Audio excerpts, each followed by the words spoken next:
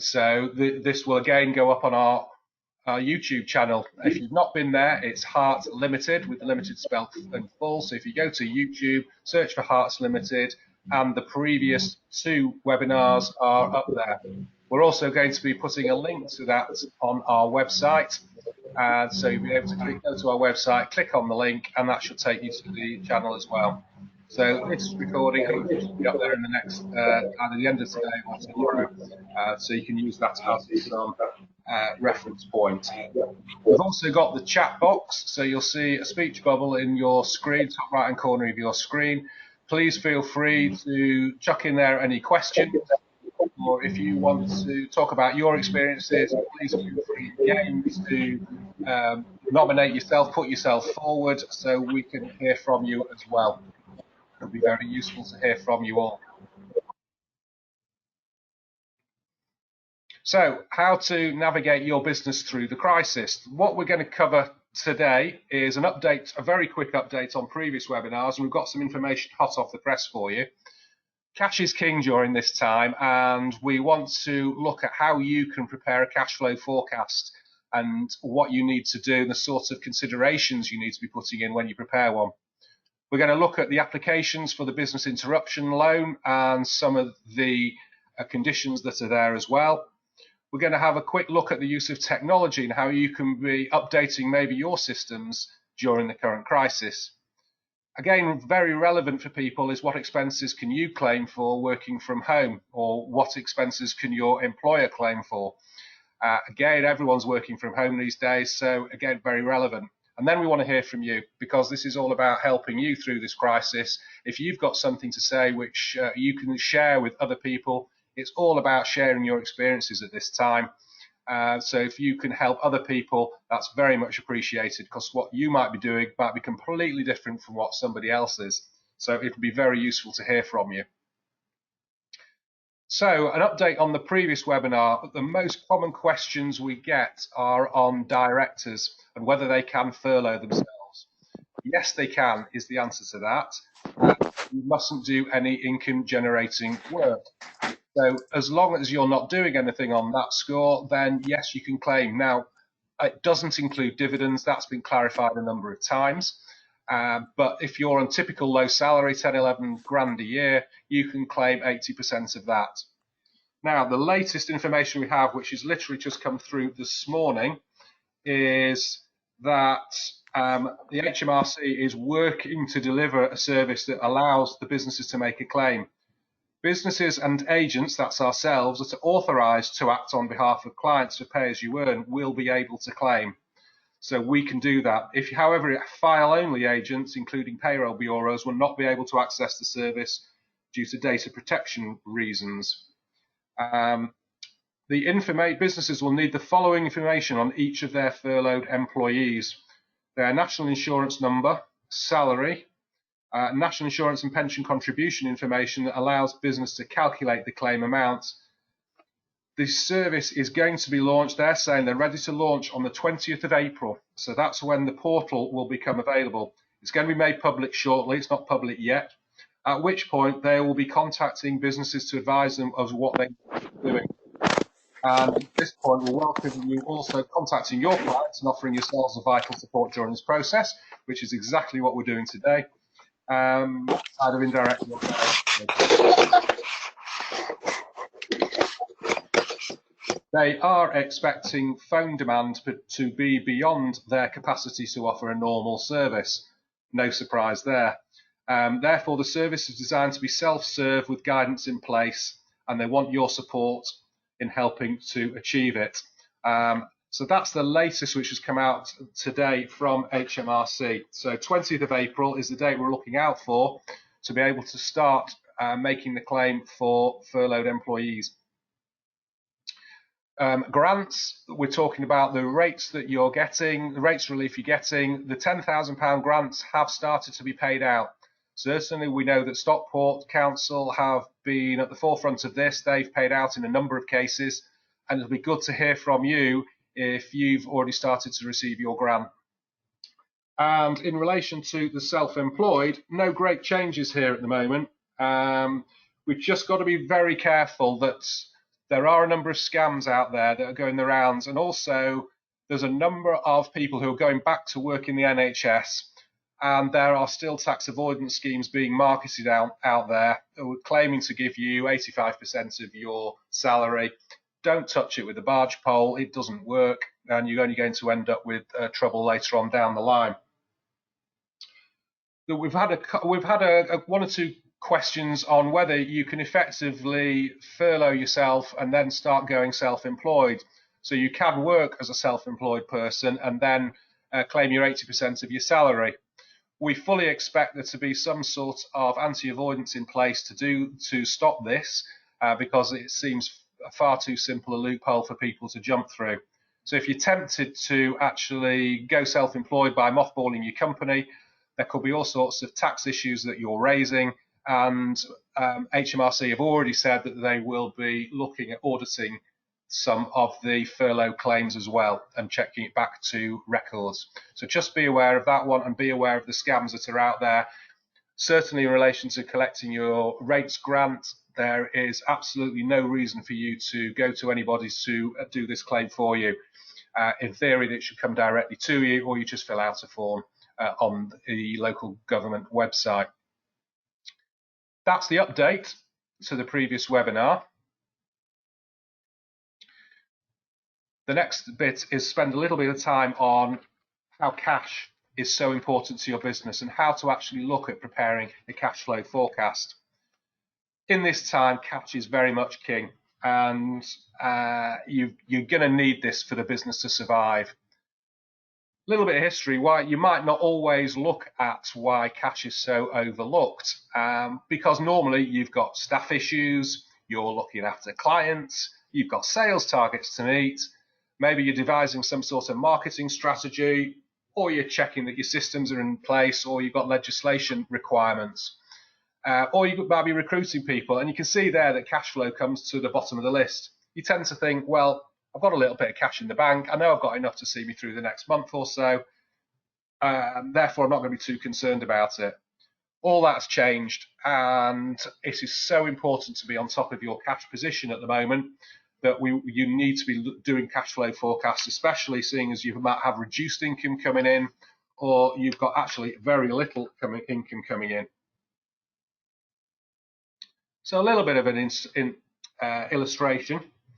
So you're probably thinking, great, this might be a typical quarter or per month here. You've got sales of 50, could be 500, could be 50,000, doesn't matter. It's just for illustration purposes. So maybe your sales are 50, you've got direct costs and wages and overheads leading to a profit of 10.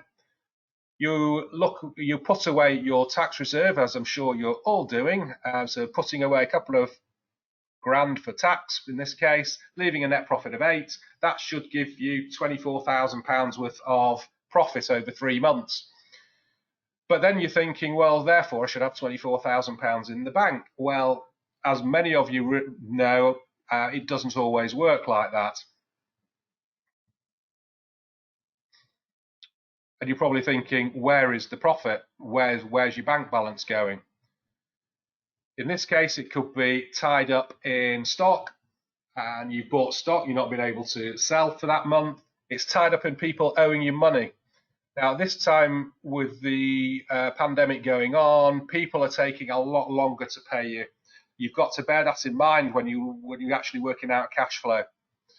Your overdraft could be up to 60,000 quid in this case. You've got VAT due, even though you might have deferred it, and you've got corporation tax to pay.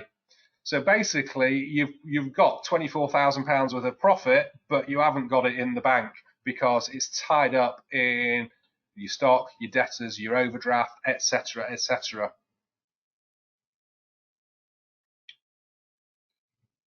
So this is a kind of a summary of how it might be that your cash cycle is tied up, the timings of it.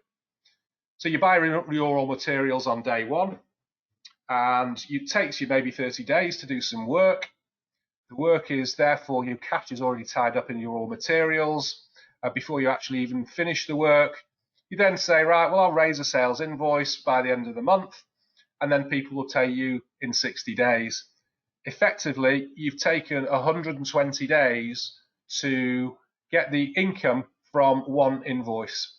So what you need to be looking at this stage, if you're still working, is to first of all, negotiate better terms with your suppliers. You want to become far more efficient. So instead of taking 30 days to do the work, is there any way you can do this by the use of technology, which we'll look at, which will reduce your work in progress time? Can you negotiate better terms with your supplier? Maybe you've had to pay up front. Can you get 30 days from them? Be very much more efficient in the way you raise your sales invoice. As soon as the work is done, then raise your sales invoice straight away. Don't wait. And instead of asking for 60 days or getting people to pay you on 60 days, try and get them to pay you quicker. I know that's going to be extremely difficult at this time. And at this time, you may even want to ask for payments up front as well. So if you can increase your productivity, your efficiency, you reduce the time it takes you to raise a sales invoice, you have better debt collection processes, and negotiate better terms with your supplier. All of this is going to help you in your cash flow position. From this, you can generate a sample cash flow forecast. Now, this is very much a summary of where you want to be. Now, we've got the months across the top, but that could very much be days, and we'll come on to that in a second. If you look at, for instance, sales receipts, this is the actual money that is coming in, and it includes VAT. So we're literally looking at cash. We're not looking at sales invoices, we're looking at the actual cash that comes in, inclusive of VAT. We've got some speculative sales receipts coming in as well. And then we've got the cost of sales that we've actually paid out. And this is literally what you have paid, again, including the VAT. We've then got your overheads, again, including the VAT. Now, bear in mind, included in overheads are going to be VAT payments as well. They're going to be corporation tax payments. They're going to be loan repayments and dividends in addition to normal overheads. All these costs need to be included when you're doing a cash flow forecast. Some of you will have taken the payment holiday, and therefore they will have not paid you VAT for this quarter, which is available to you. That will be deferred to March next year. You need to build that payment in for March next year as well. Likewise, you'll need to build in your payment for your second payments on account for self-assessment. That was due 31st of July. You can now defer that to 31st of January next year. So bearing in mind, if you're deferring all these payments, come January and March next year, you're going to have to make sure you've got the funding in place. Now, if we look at the bottom three lines, which are the most important here on this cash flow forecast, you can see that we've got an opening balance of 38,000, and this is our closing balance, which is the important bit. You can see that by January, we're in the red. In February, we're very much in the red, and it reverses back in March. You may be that you've got a £200,000 facility.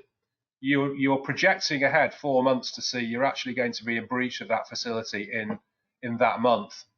So you've got 3 or 4 months to be able to plan to be able to alleviate that position, whether that means getting more money in, getting payments up front, deferring some payments, asking the bank for more facility. All of this information you'll be able to get out of doing the cash flow forecast.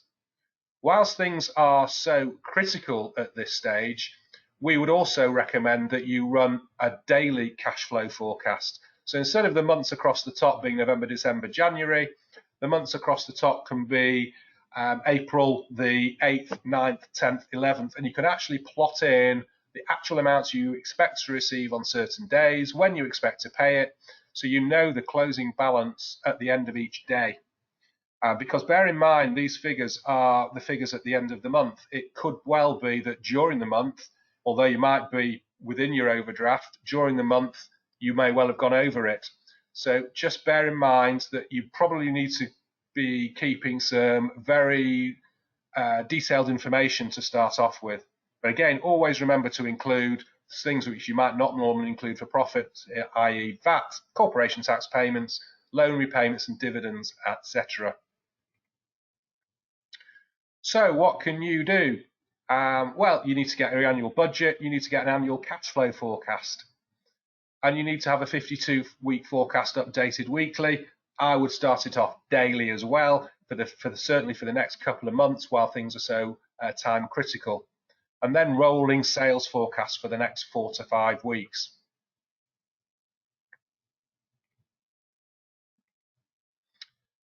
We appreciate there are some sticking points, and you've got debtor timings, stock holding we talked about, work in progress and supplier payment terms, and how you actually pay them.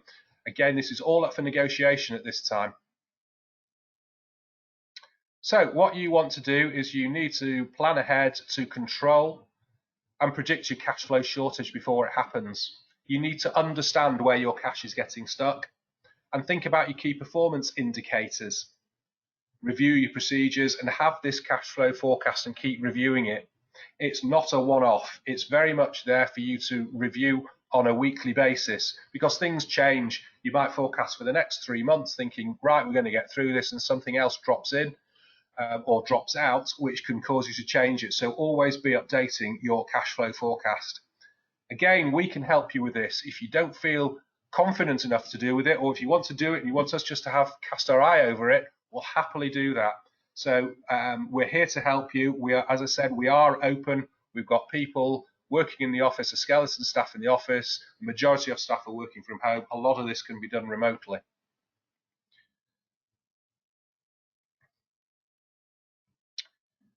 One of the reasons for doing the cash flow forecast is you're going to need that information to be able to apply for your business interruption loan. The rules have been relaxed considerably over the last week or two, and we're now seeing the government putting a lot of pressure on the banks to change the way they operate. When it first started out, there was a lot of applications and very few businesses were actually getting a loan because some of the conditions that were attached to it were too stringent. So to get your business interruption loan, you have to go through the whole process. But bear in mind, these are fee-free and interest-free for the first 12 months. We've already had some feedback where clients are getting capital repayment holidays for the first 6 months and potentially for the first 12 months. So effectively, we're saying that that's actually costing you nothing in cash flow terms for the first 12 months or so. The maximum term you can actually get one of these is for 6 years. And there is no personal guarantee up to £250,000 loan. Now, interest rates, very interesting to hear how these have been going. Initially, when these started out, there were we heard of some people charging something like 30% interest rate. Since then, in the last a week or so ago, we had a client with a quote of 3.28% above base for a £225,000 loan. We understand that was last week, and rates are starting to rise as people and the banks are realizing that a lot of these loans are going to be fairly risky. Rates we are now expecting to be somewhere between 6 and 7% above base rate. Effectively, base rate is 0.1%, so effectively it's 6 to 7% above base rate. We can help you, guide you through the process. We have actually got some application forms which we've seen from the RBS and from NatWest. Some of the information that they're asking for, if I quickly pull up the pages, they have a lot of information here. It's 15 pages on the NatWest one. When you finally get to the application, what they want is a brief update on the performance of your business prior to the onset of the virus. They want any internal information showing the 12 months performance of your business prior to the impact of the coronavirus. And then they want an impact of the coronavirus on your business and a summary of the actions you've already taken. They want a set of forecasts which you've used to estimate your cash requirement. Any key assumptions and risk factors, and any schedules of any hire purchase or any loans which they've got, and the extent that you've already looked at any other areas of funding of government support. We also know they want business plans, they want accounts, and they want management accounts as well. So there's a lot of information out there which they actually want to get from you before you actually go through it. It's taking a few weeks for this information to come through, for the loans to come through, but they are now starting to access them. Bearing in mind that there are a lot of businesses out there who are going to apply for this, we suggest you get your application in quickly. If you want the cash, certainly it's worthwhile applying for it now. The most cynical of you out there will probably think, well, actually, if I can get it for fee-free and interest-free for 12 months, and I can borrow £250,000 with no personal guarantee, maybe it's a chance that I'll take and invest that £250,000 on the stock market, repay it in the next 12 months. If that's your level of risk, good luck to you, but that's certainly not the way I would be operating just at the moment. So this, again, just a quick recap, you'll need a business plan, 12-month cash flow forecast, last account, and management accounts. And again, we're out there, we can help you with this sort of stuff. Form filling, unfortunately, is a bane of accountants' lives, but we're out there to help you. And again, it all links into the use of technology. At Harts, we've been banging on about QuickBooks and Xero over the last 12 months or so. Now things are quiet, it's a great opportunity for you to be able to get your accounts done, get your accounts completed, get them into us so we can help you with that loan application. And we can also offer you some training if you haven't already got the use of QuickBooks. We've got plenty of licenses that you can take up immediately, and we can offer you some online training as well.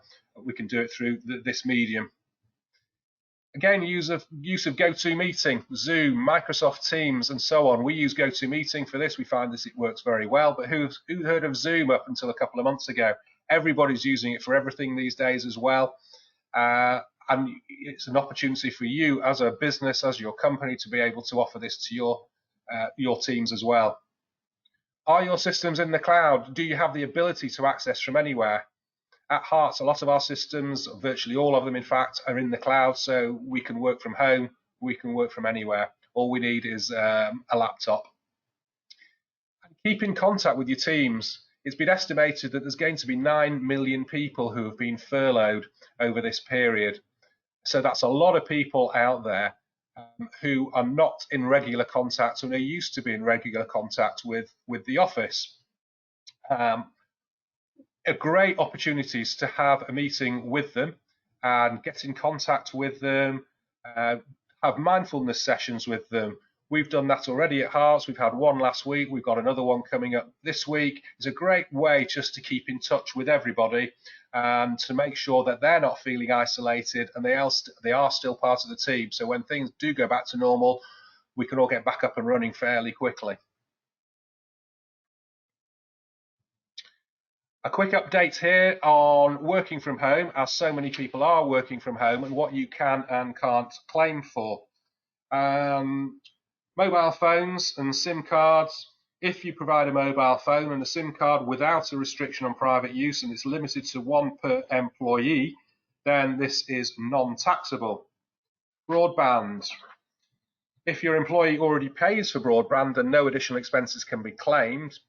If a broadband internet connection is needed to work from home and it wasn't previously available, then the broadband fee can be reimbursed by the employer and it's non-taxable. In this case, the broadband is provided for business, and so any private use must be fairly limited. On laptops, tablets, computers, and office supplies, if these are mainly used for business purposes and not significant private use, these are non-taxable on the employee. Additional expenses like electricity, heating, and broadband. Payment for reimbursement to your employees of up to now it's £6 a week is non-taxable for the additional household expenses occurred when your employee is working from home. So you can pay them £6 a week for working from home and it's non-taxable. If the claim is above that, then your employee will need to check with you beforehand to see if you'll make the payments first of all, and when things are tight you might not want to, and keep receipts. You can also, if you're minded to, is provide an employer provided loan. So you can have a salary advance to your employee in a time of hardship. and it counts as an employment-related loan. As long as the loan is less than £10,000 in a tax year, then there is nothing taxable upon the employee. Normally, if it was an interest-free loan, there will be a notional interest charge which will be taxable, but as long as the loan is less than 10,000, you are okay. Temporary accommodation: if your employee needs to self-isolate but cannot do so in their own home, you can reimburse total hotel expenses and subsistence costs. However, these are taxable. And again, you can pay the approved mileage rates for business payments of up to 45p a mile for the first 10,000 miles, 25p a mile thereafter. That's all free of tax and national insurance. There's been no change in that, and there hasn't been that change in that figure for quite a number of years.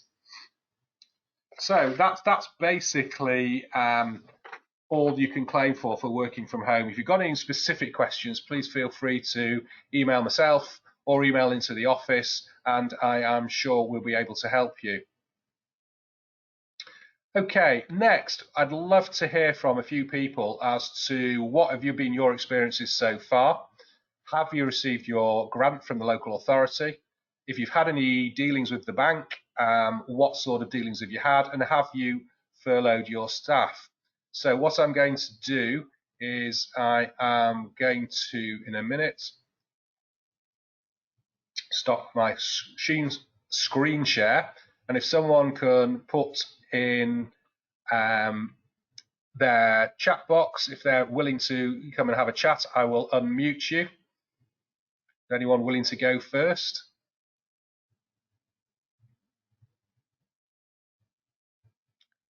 Resounding silence. We have. Okay, Darren, do you want to go first? Darren McGuinness. Over to you. Yeah, we've had experience at the minute. We've actually furloughed most of our staff. We're now running on a skeleton staff at the moment.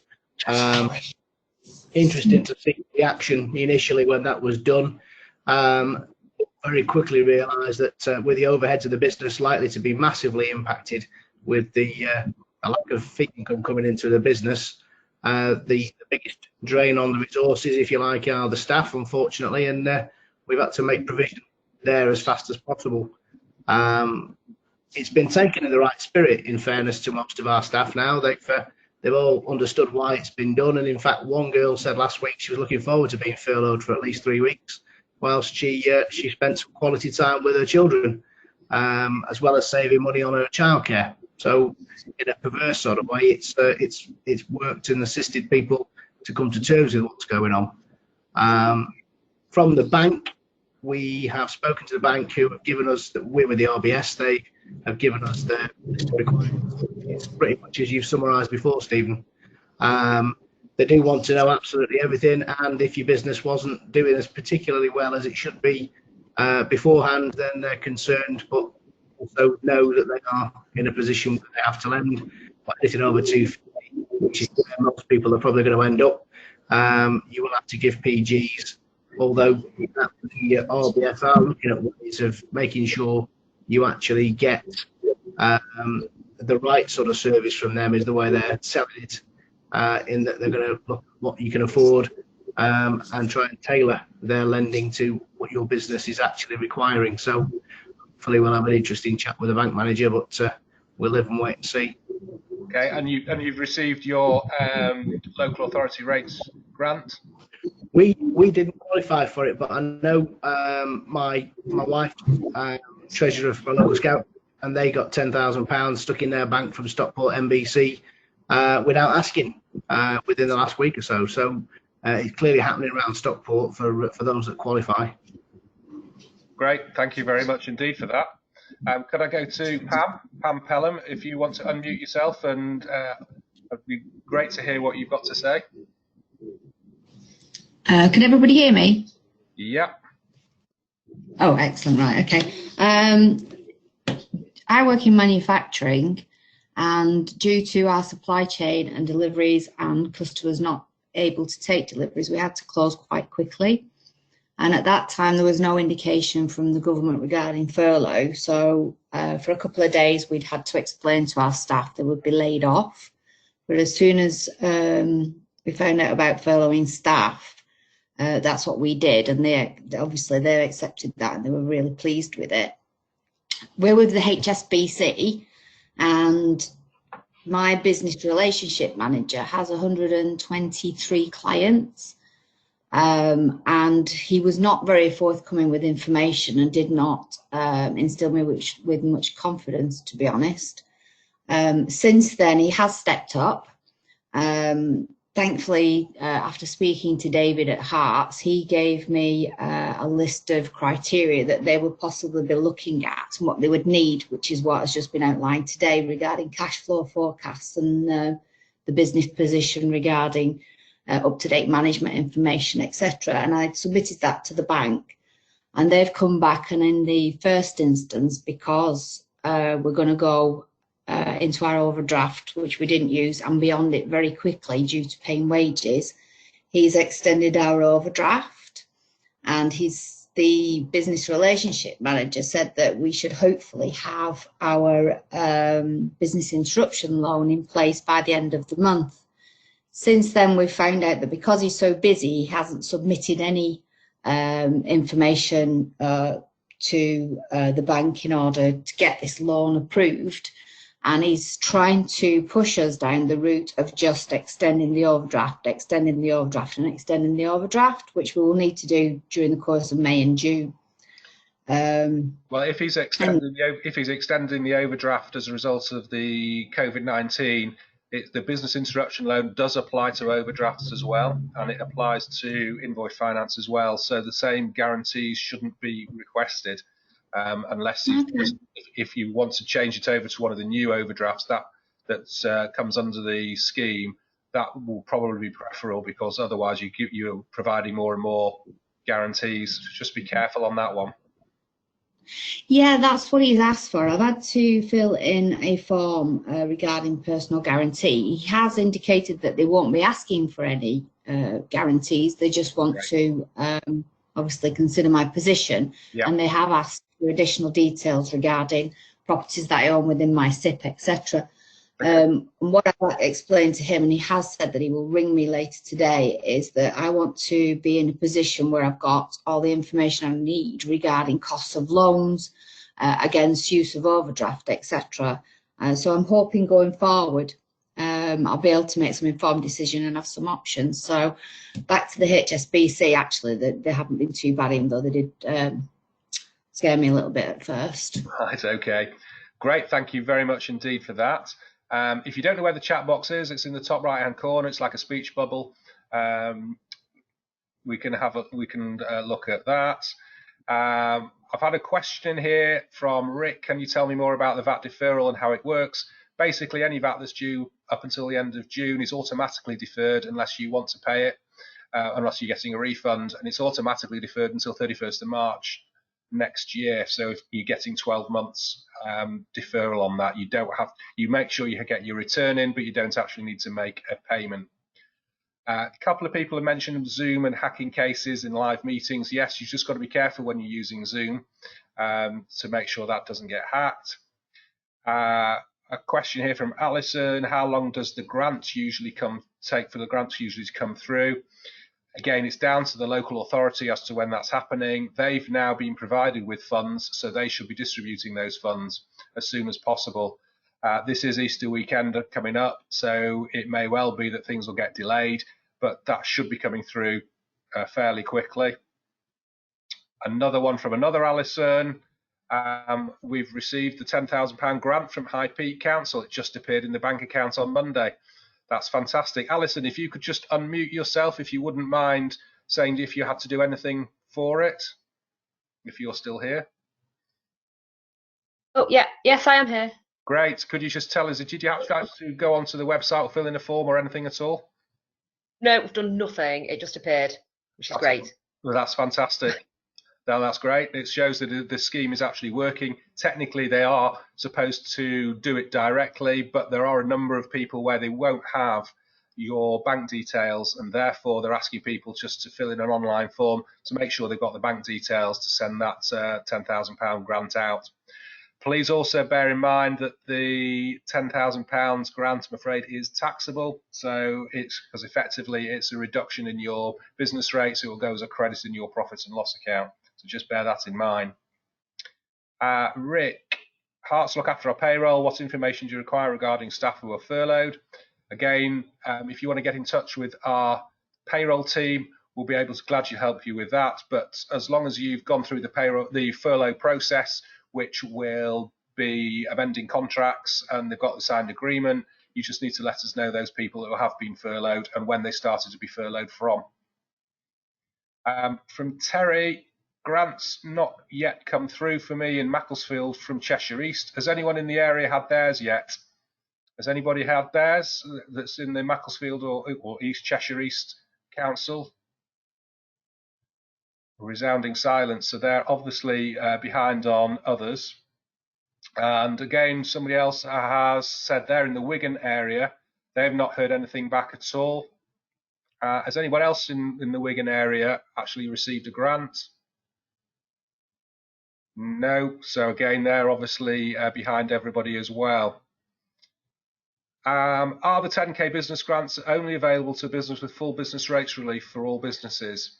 Are the retail grants in addition to this? I.e., can you qualify for both? No, you qualify for one or the other. The grant is available if there's £10,000 if you're eligible for small business rate relief. If you're in the retail sector, it depends on your rateable value, but there are grants up to £25,000. And there's more information on the webinar, which is on our YouTube channel, on the second webinar that we did. So if you want to go and have a look at that and listen to that recording, it'll give you a lot more information. Concerning the security around Zoom, from David, if people subscribe to Office 365, they can communicate securely using Microsoft Teams. I know David's an IT guru, so he's probably someone who, if you want to use Microsoft Teams instead of Zoom, and people I know are raving about that as well. Cheshire East have received the money from the government, so we know they've got the money. It's just a question of them actually distributing it all. And Wayne has written in to say Flintshire Council have processed theirs over the weekend and said it could take 3 to 5 working days to actually appear. So that is actually coming in.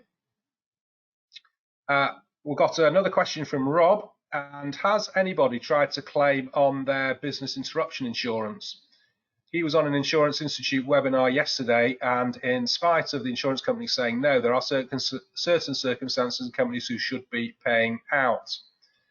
Is anybody had any experience on that? In actually claiming onto their business insurance? If you have, could you just unmute yourself and have a chat and just talk? That'd be great. Nobody.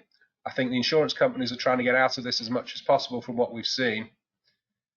If you are, for your VAT deferral, if you pay by direct debit, do you have to automatically cancel your direct debit? Yes, you should do, because otherwise they will take the payment. So if you're on direct debit to pay your VAT, please cancel that direct debit payment. We've had 3 clients try to claim on their insurance, Stephen, and everyone's been declined. And for what reason, Ian? They said that this specific event wasn't covered within the terms of the insurance. Right. That's a shame, but I think that's the anecdotal evidence that we're seeing. Ian is a financial advisor and deals with lots of insurance products.